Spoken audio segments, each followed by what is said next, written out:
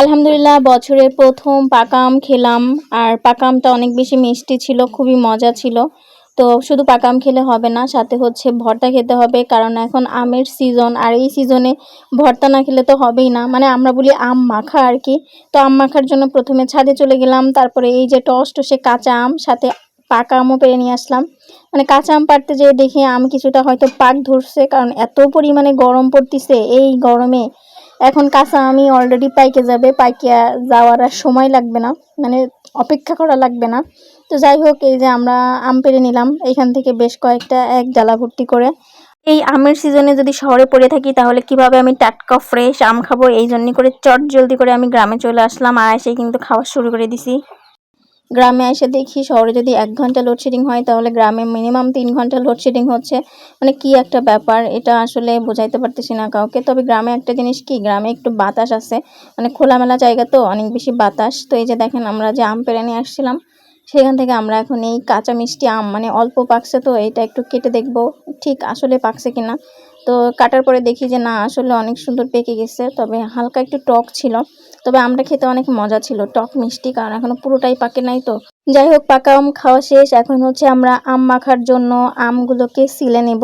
তো এই যে দেখেন আমি হচ্ছে একদম গাছ থেকে কিন্তু পেড়ে নিয়ে আসছি। মানে আমাদের গাছের নিচে অনেক আম পড়ে আছে, কিন্তু ওই পড়া আম দিয়ে ভর্তা বা মাখা করলে অনেক বেশি মজা লাগবে না।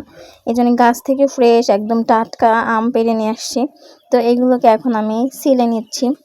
তো এই গ্রামের দুপুরবেলা মানে কিন্তু একটু আম মাখা, জাম মাখা, কলা মাখা এইগুলো। আর বিশেষ করে আমের সময় তো মনে করেন, মানে বলতে গেলে প্রতিদিনই আম মাখা থাকবে। তো আমি ভাবতেছিলাম আমটা একদম, মানে কি বলবো, আঁটি হয়ে গেছে, কিন্তু দেখি যে না, এর ভিতরে যে আমরা এটাকে বলতাম হচ্ছে ছোটবেলায় পিত্ত, মানে আমের পিত্ত।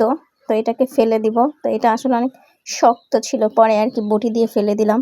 তো আমগুলো আমার সেলা শেষ। আমি বেশ কয়েকটা আম এইভাবে সিলে নিয়ে, মানে খোসা ছাড়িয়ে নিলাম আর কি। আমাকে গ্রামের ভাষায় কয় সিলে নাও। নিয়ে তারপরে এই যে কুড়ানি দিয়ে, মানে আমরা কই কুড়ানি, আর শহরের মানুষ বলে গ্রেটার।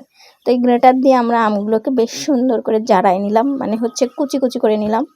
নিয়ে তারপর আমরা হচ্ছে শুকনো জাল পোড়াই নিব, লবণ দিব, রসুন দিব, লেবুর পাতা দিব। গ্রামের আম মাখায় লেবুর পাতা না দিলে কিন্তু মানে মজা হয় না। গাইস, আমি কথা বলতে বলতে কখন যে ভুলে গেছি। এদিকে আমাদের আম মাখা হয়ে যাচ্ছে, কারণ আম মাখা অনেকদিন খাই না, অনেকদিন পরে খাবো। এই জন্যে আমি যে আর অনেকদিন ভিডিও করি না, এই জন্য মনে করেন আমার অতটা মনেও নাই। ঝাল পোড়ায় নিয়ে আসছিলাম, রসুন নিয়ে আসছিলাম, লেবুর পাতা নিয়ে আসছিলাম। আর আমাদের একজন ছিল, সে যে আম মাখা খাওয়ার জন্য এত পরিমাণে মানে লোভ দিচ্ছিল যে আমি ভিডিও করার আগেই সে হচ্ছে আম মাখাই ফেলিছে দর্শক। তো গাইস, পরে আমরা কি আর করার, পরে আমাদের এই মাখা জোকার ভিডিওটা আপনাদেরকে দিলাম। তো আমাদের আম মাখার ভিডিওটা কেমন হয়েছিল, আমরা কিন্তু এখানে চিনিও অ্যাড করছিলাম। তবে এখানে একটু কাসুন্দি অ্যাড করতে পারলে আরও বেশি মজা হইতো, বাট আমাদের কাসুন্দি ছিল না, আর সরিষা বাইটা দেওয়ার এনার্জিও ছিল না।